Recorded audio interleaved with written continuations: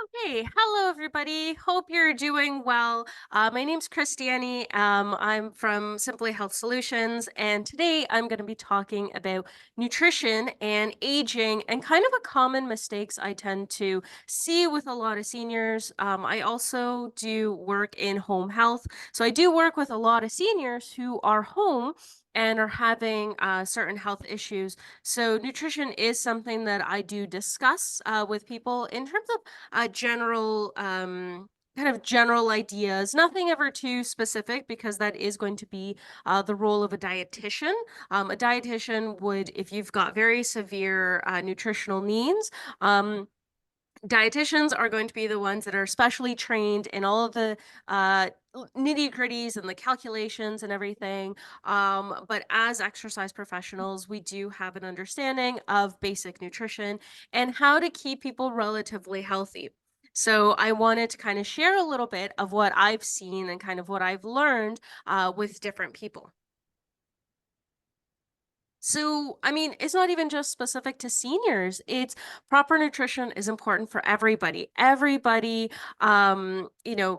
could benefit from proper nutrition. And sometimes it's a little bit confusing when it comes to nutrition and kind of what are we supposed to be eating. I see it all the time. Even myself, as somebody who's in the field, I get contradicting information on proper nutrition and what we should be eating. And there's always kind of the latest craze, and whether it's this diet or that diet, or we should be eating more of this and less of that. And I always think of the history of nutrition and eggs. So over the course of human history, eggs at one point was seen as really really good for you, and then really bad, and then again really good. And it's just I think a part of it was just kind of what specific thing of the egg are you looking at and how are you measuring.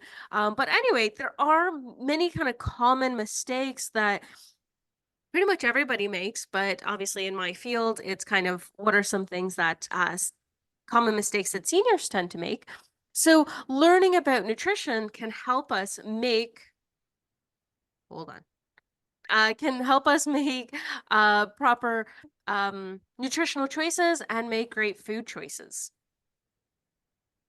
So for today, I'm going to be talking about a couple of different things. I'm going to be reviewing nutrition basics, which I know I've talked about before, um, but kind of talking about the basics of nutrition, a couple of unique needs when it comes to seniors' health, and just a couple of common mistakes that I tend to see when working with seniors at home. So, in terms of nutrition basics, there's kind of a couple of categories of nutrition that people tend to think of. So, those are going to be your macronutrients, your micro, and I also talk about just the Canada's Food Guide, which I always think is a good starting point when it comes to proper nutrition. And the thing is, when it comes to macronutrients, the way I kind of think about it is macronutrients are kind of the building blocks of our overall health, and then micronutrients are kind of the construction workers, and they're the ones that kind of put things together. So we can't just focus on one or the other. We actually kind of have to make sure that we are getting all of our different macronutrients and all of the different micronutrients. So in terms of macros, I hear a lot of, if anybody is kind of in the personal training space and the physical fitness space, they talk a lot about macros and the ratios. And so, like I said, nutrition, there is a wide variety of kind of recommendations. But in terms of just in general, macronutrients, you have your carbohydrates, which include things like, bread, rice, pastas, that sort of thing. Then you have fats. So that can range from anything from butter to oils, and then proteins. So animal and non-animal based proteins. So you have your beef and your chicken, but you also have your beans, your legumes, your tofu. So there's a very wide variety in protein. And then another macronutrient that often gets forgotten, but water is also considered a macronutrient. It's something that we do need in large quantities. Um, for overall health. So, making sure that we are staying healthy, we do need to make sure that we are staying well hydrated. When it comes to micronutrients, there's kind of the big kind of basic ones, which include the vitamins A, D, E, K, B, and C.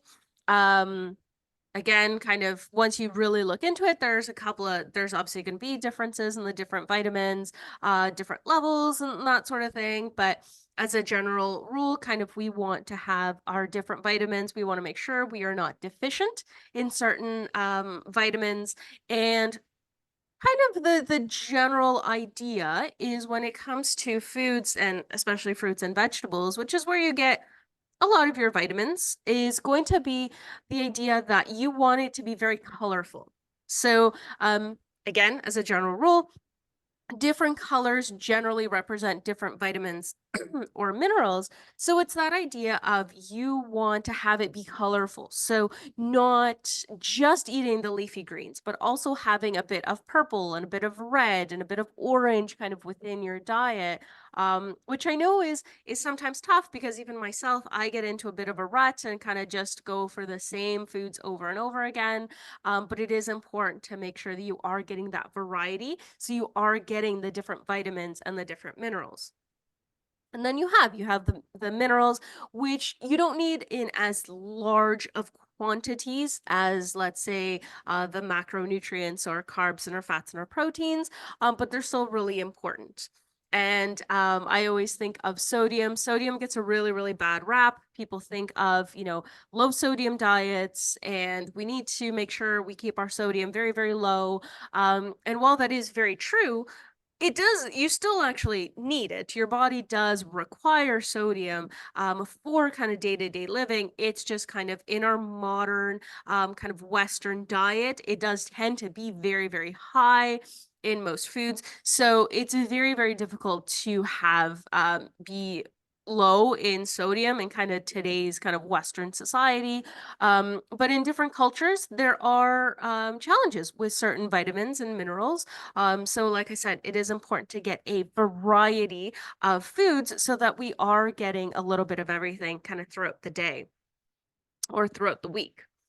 And when it comes to just a general kind of diet to follow, I always default to Canada's Food Guide. I actually find it really, really helpful, especially the modern food guide. Back when I was in, like elementary school and I think even high school, the food guide was more that food pyramid and talked about very specific serving sizes, and very specific kind of things you should be eating. And I think now they've kind of gone more into the basic idea of a ratio. So I try to like really follow this, but it's just that idea of when you think of your plate, half your plate should be fruits and vegetables, a little bit more leaning towards the vegetables. But just making sure we are getting those fruits and those vegetables and making sure it's like half our plate.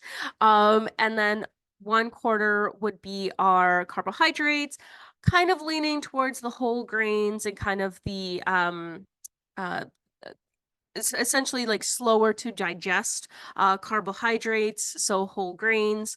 And then you have proteins. So, like I said, animal and non-animal based proteins.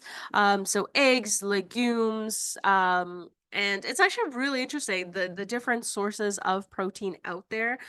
So I have several friends who have very specific dietary restrictions.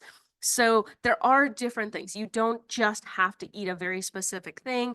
There are kind of a wide variety of foods when it comes to meal planning. And then it is going to be that thing of just deciding how, what is right for you. So maybe if you've got celiac disease, well, then you're being mindful of gluten. I've got a friend who can't eat red meat. There's just something about it. It really sets off her system, so she can't eat red meat. So she does other things.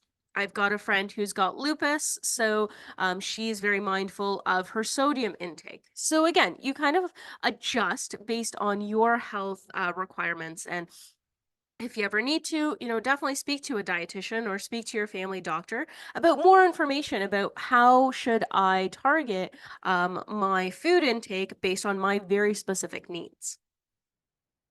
And then when it comes to seniors' unique needs, the first thing I always think of is just the idea that as we get older, we are at a higher risk of various different chronic illnesses.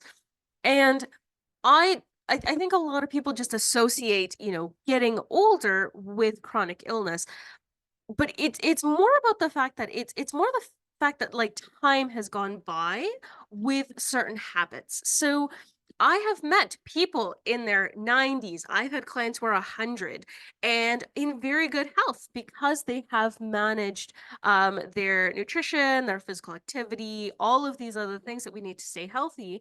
And then meanwhile, I know people who are maybe in their 30s and 40s who are not doing well, but again, it's because of kind of their food, their exercise, their different things that are going on, their different stresses.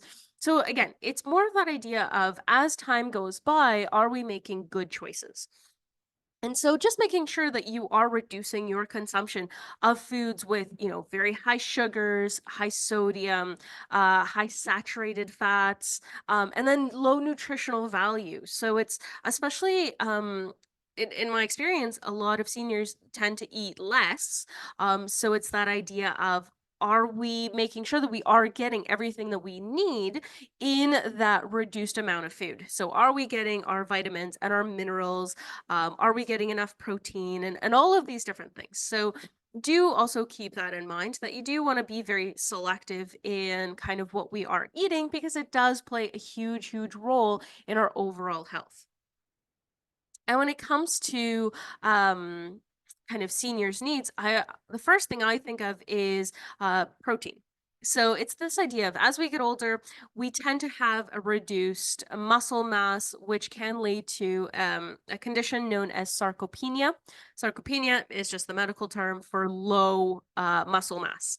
And so, in order to kind of prevent that, making sure we are getting enough protein to actually build strong muscle, because sometimes what can cause sarcopenia is just the fact that we're not eating enough protein. So our bodies end up taking down the existing muscle because it needs protein to do other things. Protein is not just for muscle, but it's also for other very, very vital human functioning. So if suddenly we're not eating enough protein, our bodies will take protein from our muscle to do the more vital things. And sometimes we don't even notice it because it happens slowly, but then suddenly we are feeling weaker, our muscles are getting smaller, and this kind of happens slowly. So do make sure we are getting enough protein to build strong muscles. So this can include foods like so kind of the animal protein, so it can be kind of beef, chicken, fish. There's tons of different options out there. And then there's non-animal based proteins, so eggs, lentils, tofu. There's tons and tons of different things out there. And like I said, if you do have certain dietary restrictions, definitely look into it. Look into kind of, what are my options? What can I do? So even I just pulled up a list of good protein sources. And, there's things like salmon and turkey, but even things like Greek yogurt can actually be really, really good for you, and can actually be a good source of protein. And then I do get the question of how much protein do we actually require? In my experience, it's a very highly debated topic. I was surprised at how debated it is. The general kind of government guidelines, so the recommended daily allowance, so the RDA, is basically zero point 0.8 grams for every 1 kilogram of your body weight per day. But from a lot of kind of different experts out there, they do talk about how that is kind of the bare absolute minimum. And a lot of people are recommending a very, like, a much higher amount. So I think it really depends on your level of physical activity, your personal health, kind of if you're going through something. I always thought it was interesting because when I worked in long-term care, the idea that we had a wound care kind of group of healthcare professionals, and the dietitian was actually a very, very vital part of that team because of this protein intake. So it was that idea of somebody who was dealing with very bad skin issues, wounds that weren't healing. It would be one of the people to consult was the dietitian to make sure that this person was actually getting enough protein so that they could actually heal from whatever it is that they were dealing with. So it's not necessarily a hard and fast rule where, you need absolutely zero point 0.8 or you need absolutely, let's say 2 grams. It really depends on kind of your lifestyle and kind of what's going on. But there is that idea of, in general, the Western society, we don't tend to eat enough protein. So it is going to be something that I would highly recommend to look into, and just making sure you are getting enough protein in your day. And then the other thing to keep in mind is there is this idea that as we get older, there's this reduced sense of thirst. So it's just like as we get older, we're not really drinking as much water, and just making sure that you are drinking enough water. And this doesn't have to be, you don't have to carry around these like huge jugs of water and drinking a liter every 3 seconds, but it's, are you making sure that you are drinking enough water that your body can function properly? I have a friend who wound up with kidney stones because he wasn't drinking enough water. So it's definitely not just a senior issue, but it is something that is relatively common. So again, we do want to make sure we are drinking enough water. And so, big question is, how can I tell if I am hydrated? And I always kind of think back to the urine color test. And it's basically just this idea of when you go to the bathroom, what color is your urine? So is it kind of like a very light yellow? Well, that means you are getting enough water. But if it's like a very, very dark yellow, it may suggest that you're not getting enough water. Now, as this poster suggests, there are other things that could impact the color. And if you are concerned, again, speak to your doctor or sometimes even your pharmacist, because sometimes just certain medications like tends to kind of affect it. But definitely taking a look and seeing, if you are staying hydrated enough. And then the other thing is making sure that you are staying physically active. So as we get older, there's this idea of a lot of seniors tend to slow down, not be as physically active. And if you are no longer as active as you used to be, especially if, let's say, maybe if you had a job that was very physically demanding, be aware of your physical calorie intake. So our metabolism, just in general, does tend to slow down as we get older. So we do want to make sure that our metabolism is going down. Maybe we're less physically active. We want to make sure we're not eating as much as we used to if we're not needing to eat as much. So, to just making sure that we are maintaining a healthy weight, make sure you are staying active. I'm a big, big proponent of just staying active no matter your age. And also just making sure you are watching your food consumption. So, are you maybe eating as much as you did back when maybe you were working and you were very, very physically active? So, if, let's say, you were like a nurse who like was always running around the hospital and doing all these other things, or maybe you did a sport, or maybe you were an athlete. So again, it's just keeping in mind that you are being mindful of what you're eating and also your level of physical activity. Obviously, that is not everything involved in maintaining a healthy weight, but that is going to be kind of the first two things to maybe look into. And if you are still struggling, again, kind of talking to your doctor about maybe some potential concerns, because there are also certain medications and certain health conditions that can play a significant impact on your overall weight. And so when it comes to common nutritional mistakes, I always think of the first one is making sure you're being mindful of empty calories. So consuming too many calories that don't have nutritional value. And if we think back to my point of we have a tendency to sometimes eat less, right, as we get older, now it's there's not as much food to get in the nutrition that we actually need.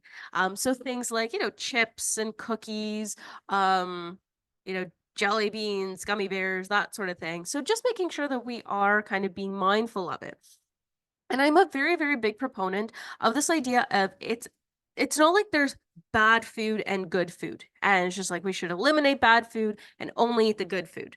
Because I always say, spinach is good for you, but it if you try to eat spinach every single day for every single meal, again, you're going to miss out on other vitamins and minerals.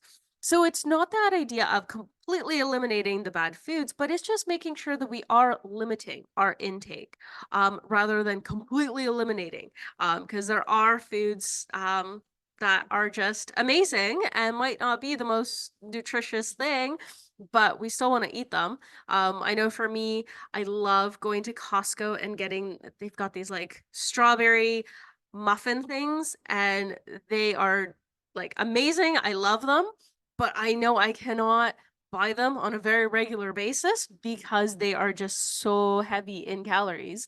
But at the same time, it's not something I've completely eliminated.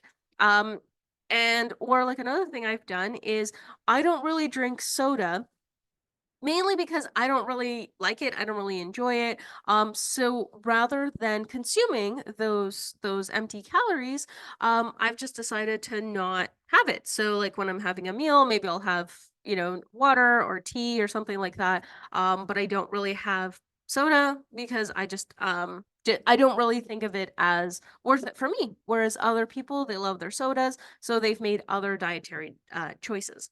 So again, it's that idea of making modifications, or let's say in my case of soda, eliminating foods that we only eat because we feel we need to or because we're bored. That's another really, really common thing, is making sure that if you are like me and somebody who like will eat something that I don't even really like just because maybe I'm bored or I'm just kind of craving something, sometimes it's not a good thing to have certain foods laying around. At one point, I had a thing of gummy bears in my house, and I'm not a huge, huge gummy bear fan. But I started eating the red ones because I was a little bored, and I was eating the red ones because those are the ones I actually like. But then I noticed that throughout the day, I started eating the ones that I don't even like, but it was just because I was bored and I was just like eating them. And like by the very, very end, I'd basically eaten most of them because again, it wasn't even a like I really liked them or I was feeling hungry. It was just kind of is like, well, I just kind of wanted something. So just making sure that we are making very mindful decisions in our food choices. And then the other like big, big thing that I always see is keeping in mind the hidden sodium in our foods. Be on the lookout because sometimes it's very, very deceptive, how much sodium is actually in our foods. And this brings me back to that first point of it's very hard to have a be sodium deficient in the Western culture because just sodium is in so many of our foods, but especially when it comes to things like frozen meals, pre-packaged, sometimes even canned. Do keep an eye out for things like that, making sure that you are looking at the hidden sodium. And so, when looking at the hidden sodium, make sure you are reading the nutrition labels. So, checking the serving size, the daily value, and making sure that you are not over consuming in sodium. Because sometimes, even I'll read the nutrition label and I'm genuinely shocked at how much of a particular thing is in this food. Because I wouldn't have thought that's like, oh, I didn't think there'd be this much sodium or this much sugar or this much fat in this particular item.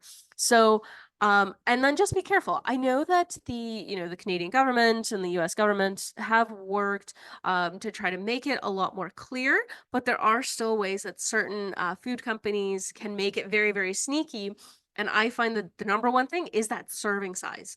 So sometimes what happens is when you buy a package and you look, and maybe the sodium isn't that high, but you look at the serving size and maybe um you of whatever the food is, maybe you would eat the entire um package in one sitting or in one meal, but the nutrition label is for like a quarter of that particular item. So, you might read the sodium, be like, "Oh, the sodium's actually pretty good." But then you see that it's like, "Oh, but that's only for a quarter of the meal." And it's like, "Oh, okay, no, it's actually that sodium times 4." And then that makes a big, big difference. Or it can be the exact opposite. Maybe, let's say in this particular example, maybe 1 cup is actually a lot of that particular item, and you're not going to eat 1 cup of it, you're going to eat half. So again, just kind of keeping that in mind. And the general kind of concept is when you're looking at that daily value amount, 5% or less is considered a little bit of sodium. Anything over 15% is going to be considered a lot in one particular item. Because like I said, we are kind of eating different things kind of throughout the day. So especially if you do have any sort of heart disease or high blood pressure or anything kind of cardiovascular related, so your heart, your blood vessels, do be sure that you are keeping in mind the sodium. And again, like I said, also kidney, right? So like I said, I've got a friend who's got lupus, so she is very, very mindful of her sodium intake.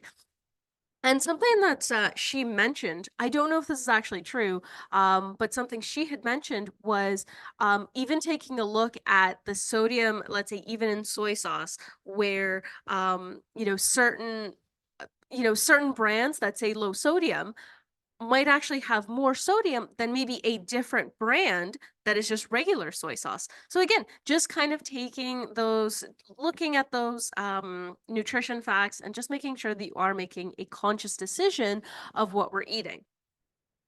And then the other thing that I always think about is this idea of relying on healthy food labels. I see it all the time. I'll see a food and they'll be like, "Oh, look, like it's healthy because it's like low trans fat or low this or low sodium or this." And depending on the food item, sometimes it's very misleading because they'll say whatever, like low in this item, but then I think about it's like, yeah, but that item was never high in salt or was never high in sugar. It was high in something else. So just because something advertises as something healthy, do you still kind of take a look at that food label and see like, is it actually healthy? Because sometimes the healthy option might not be as healthy as we think. And especially I always think about with certain foods is it may be low in sodium, but in order to make the food palatable, they've replaced it with something else.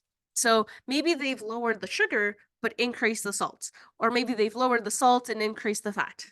So just kind of taking a look at those, and don't just take something that says healthy at face value. Do you take a look at that nutrition label, see if it actually makes sense? Because one example I actually thought of, I was talking to somebody about, nutrition and healthy eating, and they were talking about they had this like granola bar, and they're like, well, I'm trying to be healthy, and so I'm eating granola bars.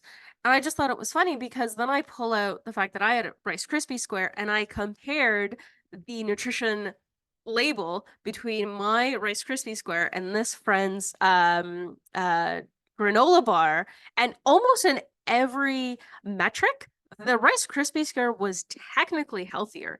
The Rice Krispie square had like I believe it was had less sugar, had less fat, had fewer calories. Well, and in that case, it's because I believe the Rice Krispie square is a bit smaller. But again, it's that idea of just because it says healthy doesn't necessarily mean it's the better choice. So definitely taking a look at those nutrition labels, seeing kind of what makes sense, and just making sure that you are making, like I said, well-informed decisions, rather than just reading the marketing and saying that, well, this is healthier, so I'll take this over this other brand. And even the other thing, recently I was talking to somebody who used to work as a professional chef, and he was saying that like a lot of these like no name brand items are tend to be healthier than the brand name kind of items. So the other thing is don't just scoff at the no name brands because sometimes that might actually be the healthier option compared to the brand name. So like I said, just making sure that you are taking a look at those nutrition labels can be very, very helpful. And at the end of the day, great food choices can help us live a great life. So making sure that we are eating healthy so that we have good energy, our body is able to heal properly, our mental health is doing well because even like in my case, I have a condition that leads to pretty bad headaches. But what I sometimes have noticed is sometimes I get bad headaches just because I haven't been drinking enough water. So sometimes I'll get worried that it's like, oh shoot, my condition, I'm having a flare up. And I was like, no, I haven't I haven't been drinking enough water, or maybe I'm not sleeping enough, or maybe I'm feeling stressed. And so there's all these different things that like your body might be trying to tell you something. And we can sometimes treat it through diet and exercise and stress reduction and all these sorts of things rather than assuming kind of, oh, there's necessarily something wrong with our bodies. And, if anybody's ever interested, I do have virtual appointment slots available. So if anybody is ever interested, feel free to send me an email. And as I always mention, my slides are available online through my website. And then if you ever have any specific questions, feel free to shoot me an email. And that's pretty much it for me.